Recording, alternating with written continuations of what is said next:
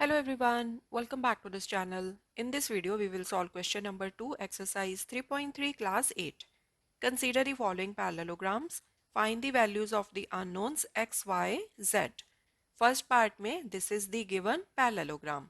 अब यहाँ पर हमने angle x, angle y and angle z find करने हैं एंड जो ये वाला एंगल है एंगल b ये हमें गिवन है 100 degree. Now we know that opposite angles of a parallelogram are equal. So therefore angle y is equal to 100 degree because ये दोनों opposite angles हैं, right? So y is equal to 100 degree. Reason? Opposite angles of parallelogram are equal. So in questions में आपने reason साथ में जरूर mention करना होता है, okay?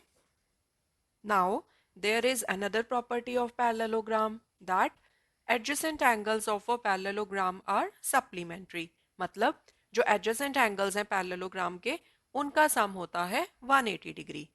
अब यहाँ पर देखो x and 100 degree they are adjacent angles, so इनका सम कितना आएगा 180 degree. Similarly z and 100 degree ये दोनों भी adjacent angles हैं, so इनका सम भी आएगा 180 degree. So x plus 100 degree equals to 180 degree. Reason? Adjacent angles of parallelogram are supplementary. So x equals to 180 degree minus 100 degree. So x equals to 80 degree. Similarly, z plus 100 degree, this is also equals to 180 degree. Adjacent angles of parallelogram are supplementary. So z equals to 180 degree minus 100 degree. So z is equal to 80 degree. Okay. So this completes your part number 1. आपने x की, y की and z की values निकाल ली हैं. Second part, this is the given parallelogram. अब यहाँ पर देखो y and 50 degree they are adjacent angles and adjacent angles supplementary होते हैं. So यहाँ से हम angle y की value निकाल सकते हैं. Similarly 50 degree and angle x again they are adjacent angles and adjacent angles का सम कितना होता है 180 डिग्री. So यहाँ से हम x की वैल्यू भी निकाल सकते हैं, right? So x plus 50 degree equals to 180 degree. Reason? Adjacent angles of parallelogram are supplementary. So x equals to 180 degree minus 50 degree. So x equals to 0, 8 minus 5, 3, यहाँ पर 1, so x equals to 130 degree. Now we know the value of x. Also we know that opposite angles of a parallelogram are equal. So x equals to y. So y भी आएगा 130 degree. ठीक है. So y की value आप इस तरह से भी निकाल सकते हो. अदरवाइज आप 50 degree plus y is equal to 180 degree इस प्रॉपर्टी का यूज करके भी y की वैल्यू निकाल सकते हो. Okay. So y is equal to x equals to 130 degree. Reason? Opposite angles of parallelogram are equal. ठीक है जी. अब एंगल z की वैल्यू आप दो तरह से निकाल सकते हो. एक मेथड तो ये आ जाएगा कि opposite angles of a parallelogram are equal. So if this angle is 50 degree तो ये वाला एंगल भी 50 डिग्री होगा, राइट? एंड दिस एंगल मतलब ये 50 डिग्री का angle plus z they make a linear pair. So 50 degree plus z is equal to 180 degree. So इस तरह से भी आप z की वैल्यू निकाल सकते हो. अदरवाइज ये देखो ये दोनों है पैरेलल लाइंस, ये वाली लाइन एंड ये वाली लाइन, एंड जो ये वाली लाइन है दिस इज ट्रांसवर्सल. ये लाइन इन दोनों पैरेलल लाइंस को इंटरसेक्ट कर रही है, right? So angle y and angle z, these are alternate interior angles and alternate interior angles are equal. So वहां से भी आप z की वैल्यू निकाल सकते हो, that z is equal to angle y equals to 130 degree. Okay जी. So आप किसी भी वे से एंगल z की वैल्यू निकाल सकते हो एंड साथ में आपने प्रॉपर्टी जरूर मेंशन करनी है जिस प्रॉपर्टी का यूज करके आप z की वैल्यू फाइंड कर रहे हो. ओके. सो मैं यहाँ पर ये वाला मेथड यूज कर लेती हूँ. इसको मैं नेम दे देती हूँ angle 1. So angle 1 equals to 50 degree. Reason? opposite angles of parallelogram are equal. Now angle 1 plus z equals to 180 degree. Reason? Linear pair. So z equals to 180 degree minus angle 1. So z equals to 180 degree minus angle 1 क्या है? 50 degree. So z equals to 130 degree. Okay ji. So this completes your part number 2. Third part. This is the given figure. इस figure में हमने x, y and z find करने हैं. Now in this figure ये देखो, ये वाला एंगल दिया हुआ है 90 डिग्री का, right? So this angle is 90 degree. Okay, so therefore angle x is also 90 degree, right?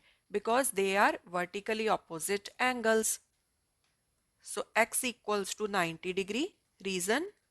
Vertically opposite angles. Okay, now ये वाला जो पार्ट है, इतना part, this is a triangle. ये ट्रायंगल फॉर्म हो रही है. So y plus x plus 30 degree, this is 180 degree. Because triangle की एंगल सम प्रॉपर्टी क्या होती है कि ट्रायंगल के तीनों इंटीरियर एंगल्स का सम क्या होता है? 180 डिग्री. सो वहां से हम एंगल y निकाल लेंगे. So x plus y plus 30 degree equals to 180 degree. Reason? Angle sum property of triangle. ठीक है जी. यहाँ पर आप angle sum property of triangle भी लिख सकते हो, या फिर ये भी लिख सकते हो sum of all the interior angles of a triangle is 180 degree. ठीक है, सेम ही चीज है ये. सो एक्स की वैल्यू पुट कर लो 90 degree plus y plus 30 degree equals to 180 degree. So 90 plus 30 is 120 degree plus y equals to 180 degree. So y is equal to 180 degree minus 120. So y equals to 60 degree. Okay. अब हमने निकालनी है value of z. Now this is a parallelogram.